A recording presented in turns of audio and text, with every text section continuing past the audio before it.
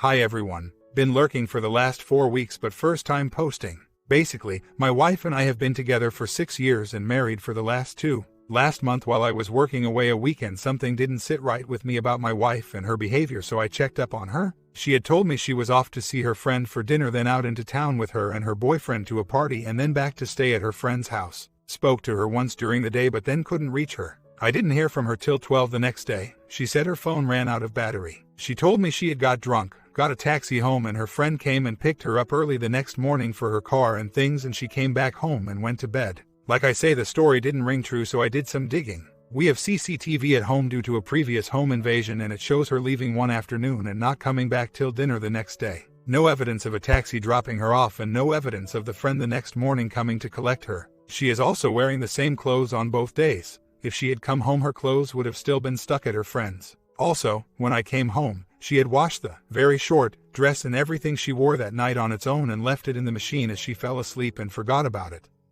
I feel it was her intention to get it washed, dried and put away before I came back. She has been a bit distant lately, so I dug some more and basically looked at her Facebook and phone. Found some partially deleted messages from a lad asking if he could see her at the weekend and what we are doing today. I also found a message declaring his undying love for her. She refers to him as baby and sweetheart in her replies. Anyway, I confronted her about this and she told me she had told him she was happily married and to leave her alone and that the CCTV must be wrong. I have had the usual "you are never there for me" speech. I work hard to provide us with a nice house and nice lifestyle, I say. She also brings up the fact I cheated on her after we had been together a month 6 years ago and that she has had to let that go. I have never been with or would want to be with anyone since that point and certainly would never forsake my marriage vows. The initial shock has calmed down, but now I am trying to figure out where we go from here. I have adopted the 180 plans as a bit of a self-preservation strategy in the meantime, but not really sure where to take it from here. She doesn't know as yet as to the level of my knowledge, but basically,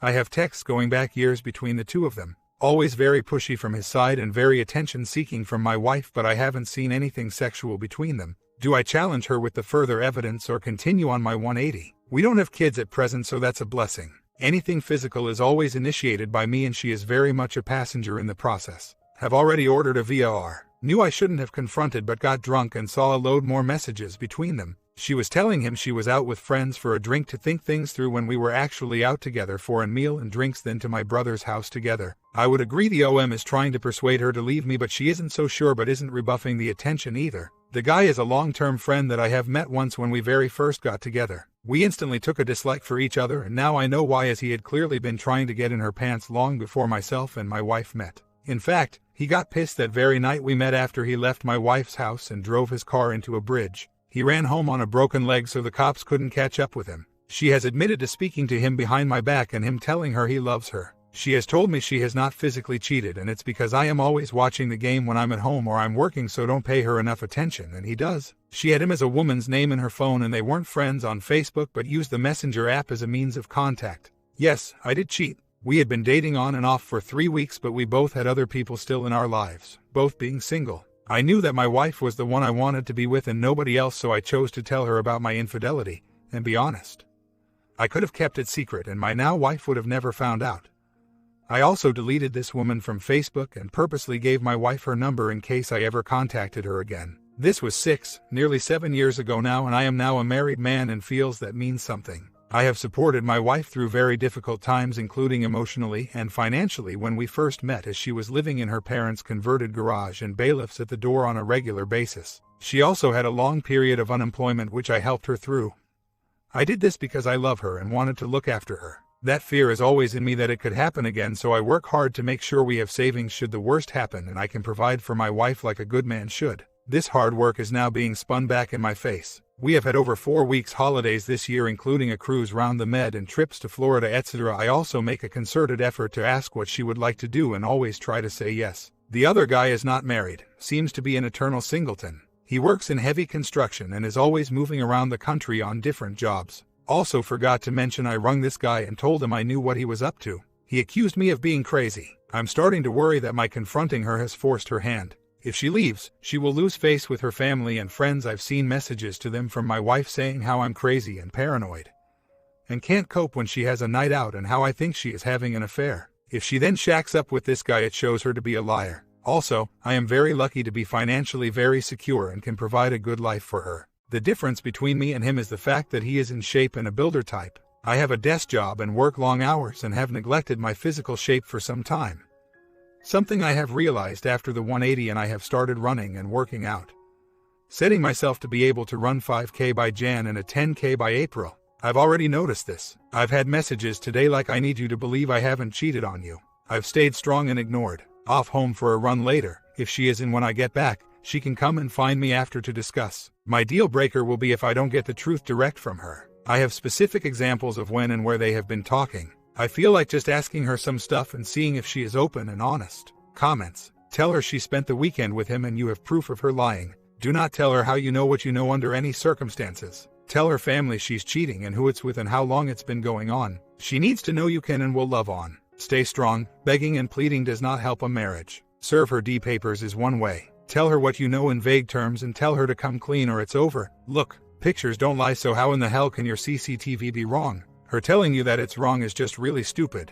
If it's me, I lay it out on the table. I let her know that what she said and what the CCTV shows is really different, and now she can either start telling the truth or she's in for a real rough ride, and do it in a way that she knows that she's not in any position to give any more gift-wrapped lies to you anymore. You have the proof, and now what you do with it and how you proceed is another matter. OP responds, have already spoken to an attorney and understand my position. He is ready to move if we need to. I would prefer the vague terms approach and see how honest she is happy to be, as that will let me know how willing she is to save the marriage. All this has made me realize how passive I have been in trying to keep her happy. I will show her that this will change and she can stop taking the piss and doing what she wants. Continued my 180 and went out with some buddies last night. The messages have continued from her end with statements like, I honestly haven't cheated on you. I'm ignoring and carrying on with my life for the time being and focusing on me. Don't think I need to hire a PI, I've got the evidence myself. Some weeks later, one night, she said she's going out for a girls' night out, and I said sure. As she went out, I had her location turned on her phone. I drove and followed the marker, and of course, it goes to that guy's house. I saw her car parked outside in front of this house. I parked my car a little bit far and watched inside my car to see what's up. And of course, the most obvious thing happened, her coming out of this house with this guy. I took some pictures and recorded the whole thing. Of course, she's going to deny anything even with the video, but the guy provided the perfect evidence. He held her arms and kissed her for a good 2 minutes. At this moment, I had mixed emotions. On one hand, I'm sad my wife is kissing another man, but on the other hand, now I got the perfect evidence for serving her. I guess life is kind of funny. I talked with my attorney the next morning and he said that was the perfect play for the divorce, and he is going to help me file. I guess this is the end of our marriage, our life together, and it's time to move on. I hope my story is not too depressing, but sometimes life just keeps giving you challenges. Story 2. So last weekend I'm out with the family. Everybody has a great time. That evening my wife and I have fantastic sex after the kids are all asleep. She wakes up glowing and smiling. A little later that morning though, she comes to me saying that my friend disrespected her on Facebook. My friend is a simple backwoods kind of guy that honestly, I don't think likes women all that much. Not gay, but just hates women. Apparently, he had posted something about you're drunk when. She replied, jokingly apparently, because later she was yelling about how he should have noticed the smiley face at the end of her comment. Somehow, he didn't see the sarcasm in her typed response and popped back a post that basically said to leave me alone. This is where it starts going bad. She posts back saying he shouldn't get offended, that she was just joking. Then she makes me post to it, so I make up a joke and post something equally stupid as the first one. Then the ultimate no-no happens. He unfriends my wife and myself. To me, no big surprise. To her, she is now not only being disrespected but is now being treated like crap, and wants his phone number. I ask her to leave it alone, but she feels like she has to defend for some reason and get me friended again, knowing that she'll just get it off my phone as soon as I set it down anyway. I go ahead and give her the number. She proceeds to hide in the bedroom and start formulating her text message. About an hour later she comes and tells me she wants to talk to me. When I get to the bedroom, she's almost already in tears and starts trying to explain to me why she sent the text and that she was just trying to defend herself and me. I read the text and it basically said, her, you misunderstood me, him, no, I think you misunderstood me, her, not really.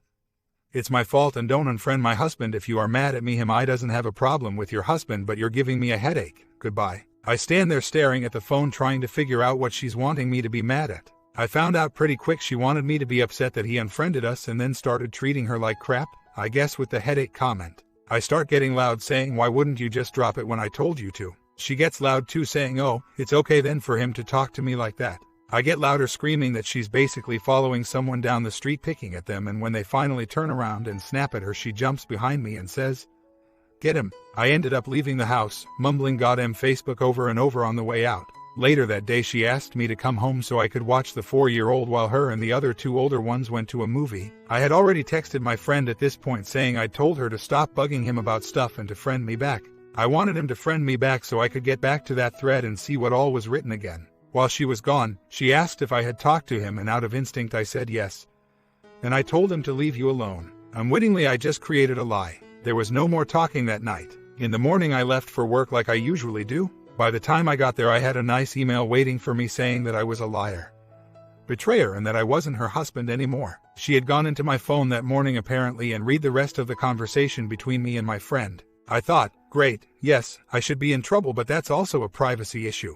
I don't dig in her phone or check her Facebook emails. Later that day there was another email saying that maybe we just needed time apart because she doesn't feel like she knows who she is anymore and that I never defend her. That night she waited till the kids were asleep and then wanted to talk about it. She restated her position about how he should have seen the smiley face and known she was joking and he shouldn't have been such a jerk and force her to respond that way. I made apologies for lying about what I didn't say to him, but I still maintained that she was going overboard with Facebook and needed to find something else to do with her spare time instead of sitting there trying to figure out the hidden meaning in someone's happy birthday comment or something. When she started talking at this point because she had apparently gotten most of the anger out of her system.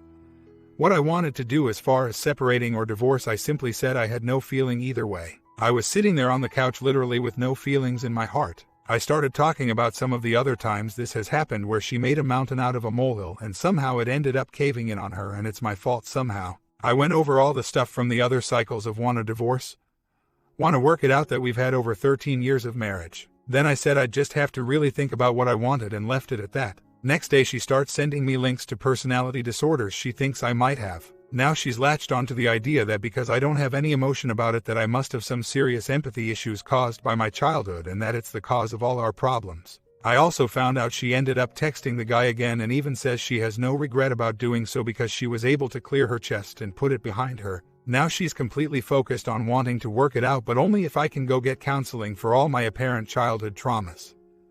The only thing that happened when I was a kid is my parents divorced when I was 3. I stayed mad for a little while, but at some point, realized they were just people like me and my wife and did what they had to do, so I stopped letting it bother me. Last few days she's been super nice and asks me about my day, etc. Sends me thinking of you texts and stuff. Wants to know if I read all the articles she's sending. Last night she wanted to talk again. I've been giving her the cold shoulder while I contemplate things. I told her the same thing as before. I don't know what to do. Basically, I describe it as not wanting to give up but not wanting to fight it anymore either. Apparently, she had decided that we were going to work it out, so the news that I was still thinking of splitting up put her further into problem-solving mode. This morning she made a comment about whether or not her asking my mom to babysit would end up coming up in court if we were getting a divorce. It sounded completely out of place and odd to hear that, but she was dead serious. I think she's got a total lack of respect for me for one. I mean, when your husband asks you to leave his friend alone, because I know he's an ass, but hey, he's still my friend.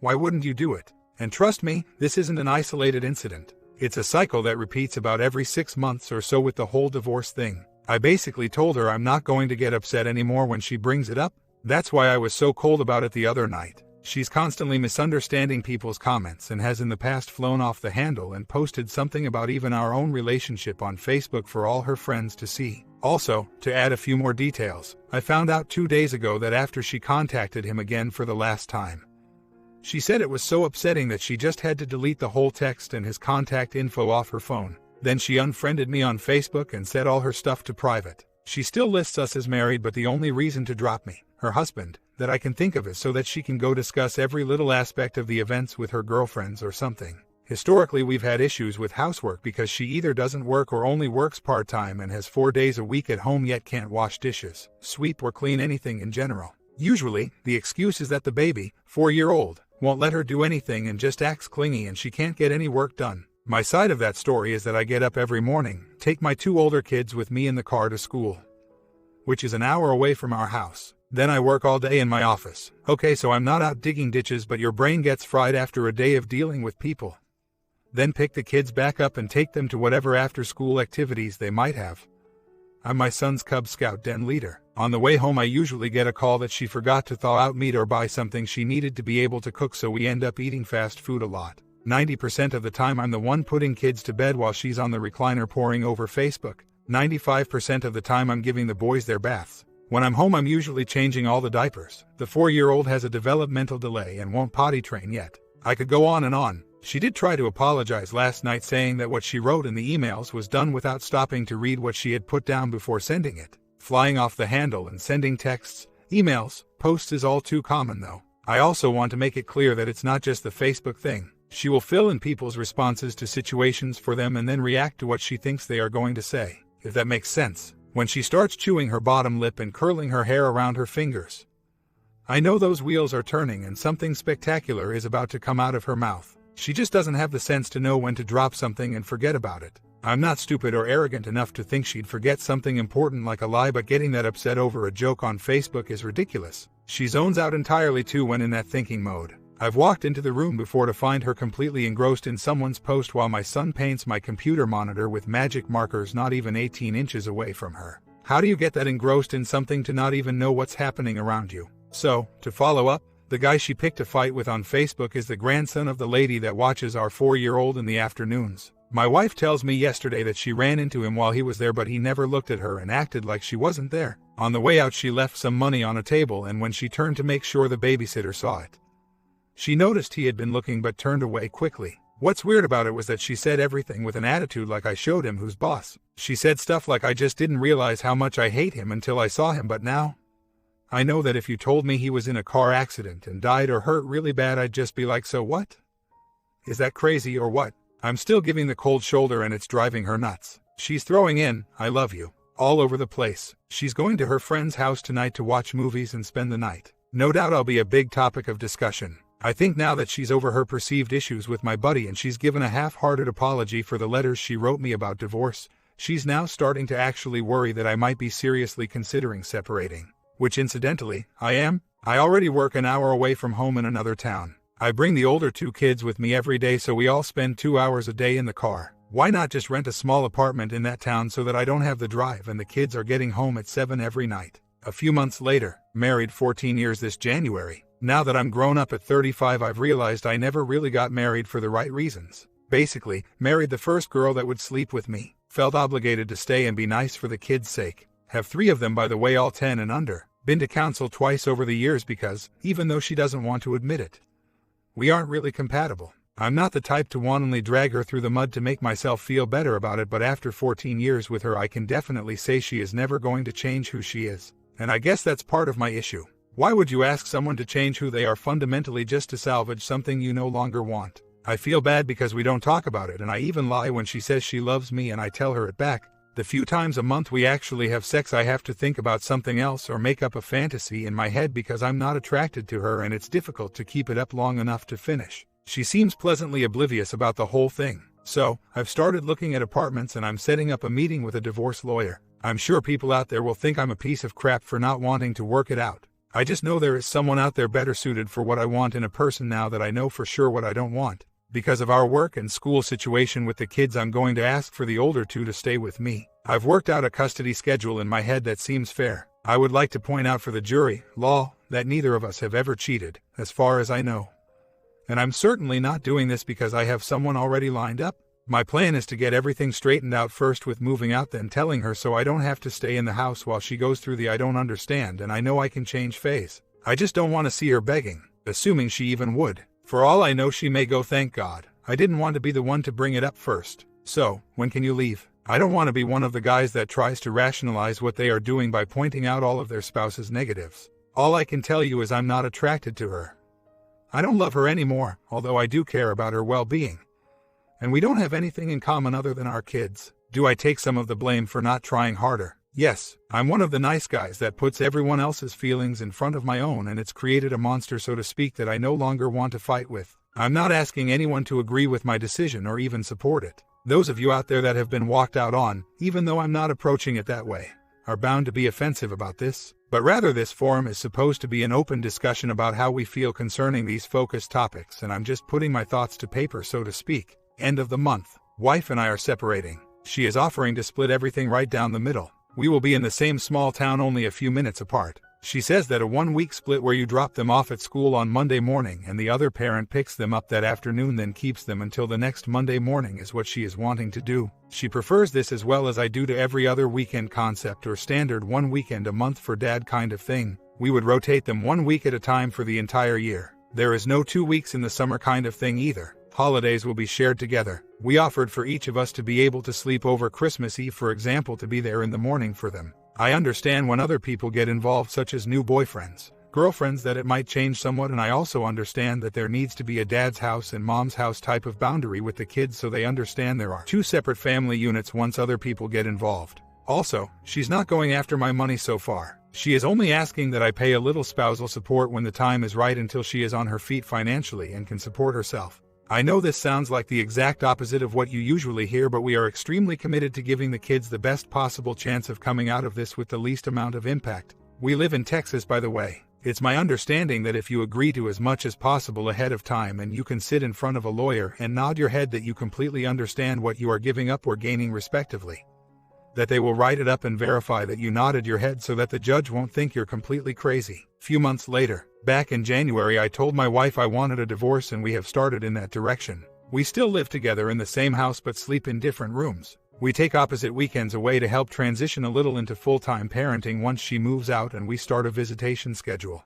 Both our families know about the divorce and no one has really done anything to alienate her so far. Her biggest worry is that they would completely disown her. This summer my mother's side of the family is renting a house by the beach and wants to have some vacation time with the family. They want me to bring the kids, but they want me to do this without my STBXW. I don't know at this point if she will be moved out of the house by then or not. We have to wait for her to get a full-time job before she can afford to live on her own. She doesn't know about the trip yet. So far, we've talked about being together on holidays like Christmas so the kids wouldn't have to go to 2 different places, but I'm not even sure that's going to work out. So, my question is, how do I tell her they don't want her there? They've said it would make them feel a little awkward since we are going through a divorce. Nobody has said they don't really like her. Over the years they have all shared laughs with her, but they really don't like the way she dumps everything on me, and that's what they don't want to happen on this vacation. Any advice on how to break it to her? I guess my biggest problem is that if I tell her now while we are still living together, then I get to hear about it every day until it happens or she moves out, whichever comes first. She converses with my mother still via email and Facebook regularly, so I'm sure this is going to feel like a slap in the face, so to speak, and the first big thing I'm doing on my own without her since January.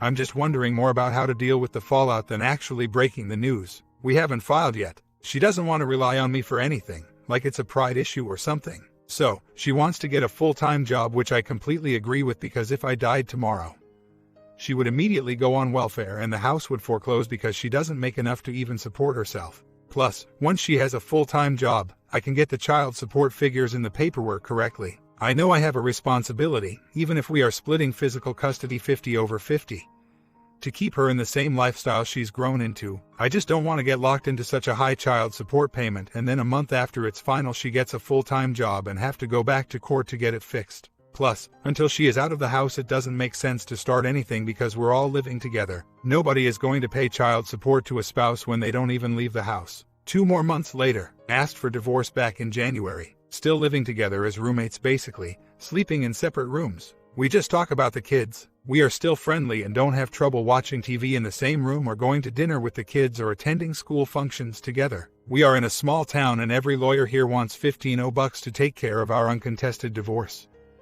It's like they all got together and fixed the price law. Anyways, until we can afford to file, she was supposed to start looking for a full-time job about an hour away where the kids go to school. We both want out of our little town, but she has only gone to 1 job interview in the past 5 months and then told me the other day that her part-time job was thinking of moving her to full-time, but that's keeping her where she is instead of where she is supposed to be going. The stagnation is killing me. I'm just the type of person that I might take forever to decide to do something, but when I do I want to get it done. There's no chance at reconciling, that we both agree on. She just doesn't seem to be trying at all and is content to be where she is. I was out this weekend by myself and running into lots of situations where I could have talked to a girl, but I kept stopping myself because what am I going to tell her? Yeah, we're separated but we still live together, so you and I couldn't really go out on a date or talk on the phone or exchange text messages while I'm around her or the kids, but other than that we should be able to have a great time. Lol. I used to have a motorcycle for a short while. I really wish I could buy one. I really wish I could just point it in one direction for about 4 tanks of gas. Then maybe, away from all the daily life of dealing with a STBXW, I could clear my head and find some peace. No one really believes me when I say I just like being alone. She refuses to believe I'm by myself when I take my weekend away from the house and go to a ball game or museum. I'm very comfortable being alone. She just has to justify in her mind that the divorce has nothing to do with her and there must be someone else. Anyways, no motorcycle in my garage, no time on the books to take, no money stashed up, so I guess I'm digging in for the duration. And then comes July. No paperwork has been filed yet. Can you get a divorce even if you still live together? I mean, how does child support work that way and visitation if everyone is still cohabituating?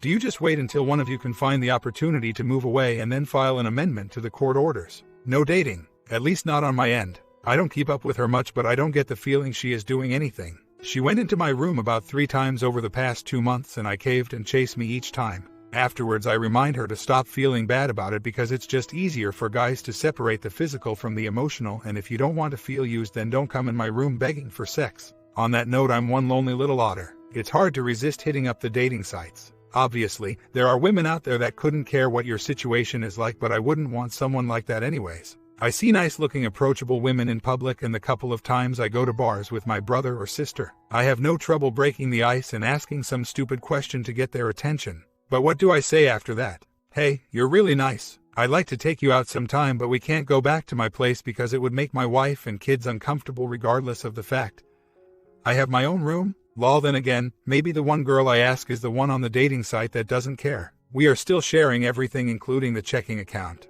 I'm ready to stop that though. She had the week off from work, albeit unpaid leave. I had to work. She decided that it was time for a vacation, so she went about 4 hours away to fabulous Lake Charles, Louisiana.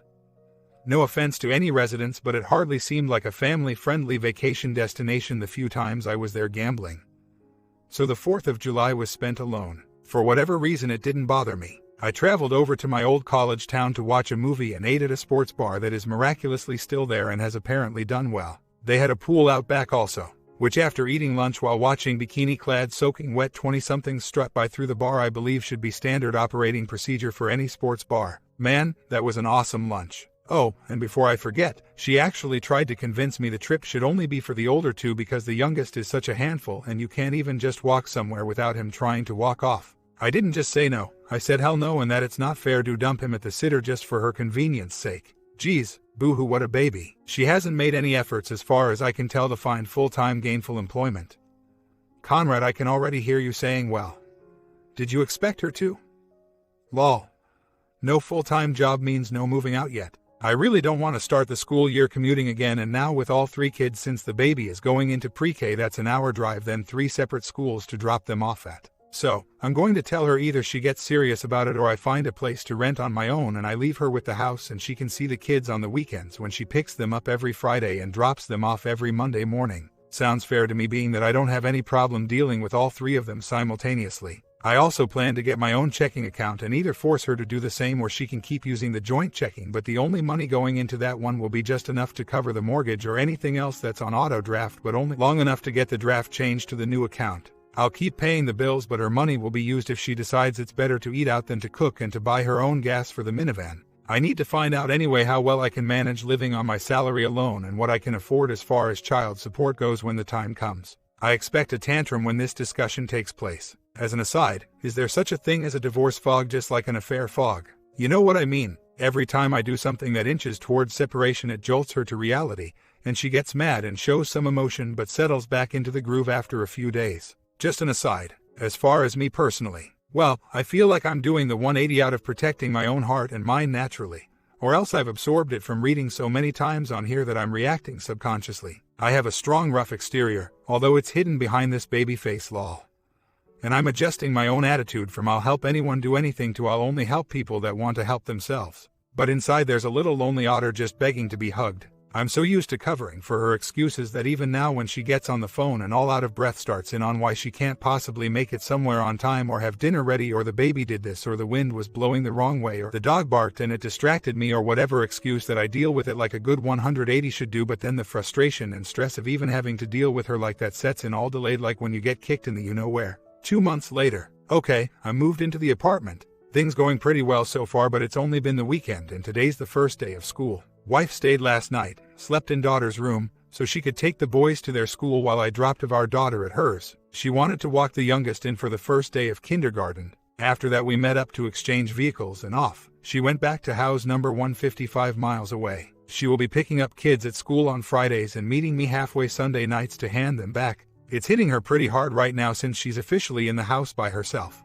Even though she was crying about it this morning, there were still things over the past few days that are like true color moments for me. First, I offered for her to drive them back Sunday nights and actually sleep over and go through the morning routine with us and take them to school Monday mornings. Then she could drive back. She turned it down, except for this first one, saying that it's only fair I do some of the driving too, so I should expect to pick them up at the house or meet halfway, and we settled on halfway. Second, I was trying to say I just needed enough clothes for the week and wanted her to go through their school clothes she's been buying over the past week. Instead, she said to just take all their clothes and pack them a weekend bag each Thursday night and leave it in the car so she can get it from my office after picking them up Fridays. I guess so she doesn't have to go into the apartment. It's just weird that every time I try to offer her more time with them that it's turned down. Yet if it had been my idea to take all the clothes, for example, she would have blown a gasket. But because she said it, it's okay. Well, anyways, that's the routine for now. Work, school, and to their moms every weekend. Almost 3 years from the start of my story. Almost 3 years after moving out, I finally got the divorce finalized this morning.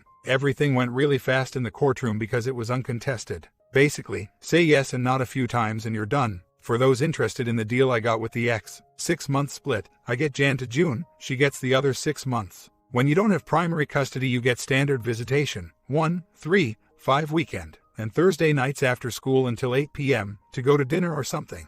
We still split holidays like normal custody stuff, alternating Thanksgiving and Christmas, etc. Even though the time is 50-50, they still require you to even out the salary differences, and since I make 2 times what she does, then I end up paying her the difference. Meaning instead of having me pay her the full 30% for 6 months and she pay me the full 30% for the other 6 months, they just look at those 2 numbers and the difference goes to the poorer parent. Kids have been basically on the visitation schedule anyways for the past 3 years, so they aren't going to notice a difference in that regard. I can officially call her my ex now, and this is a good thing.